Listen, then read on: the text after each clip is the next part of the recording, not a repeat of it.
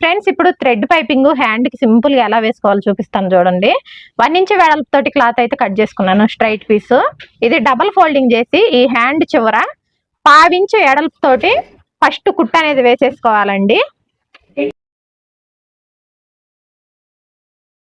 Friends ఇలా కుట్టు వేసుకున్న తర్వాత ఈ థ్రెడ్ అనేది మనం వేసిన కుట్టు మీద పెట్టుకోవాలి.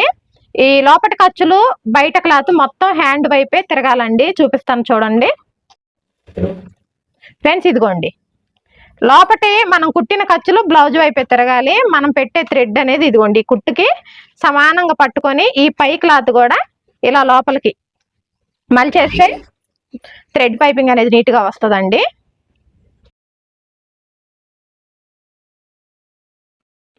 ఫ్రెండ్స్ ఇదిగోండి చూసారా ఎంత సన్నగా వచ్చిందో. వెనక సైడ్ కి తిప్పేసుకొని డబుల్ స్టిచ్ వేసేసుకోండి చివరికి. ఇంత సింపుల్ గా మీరు కూడా థ్రెడ్ పైపింగ్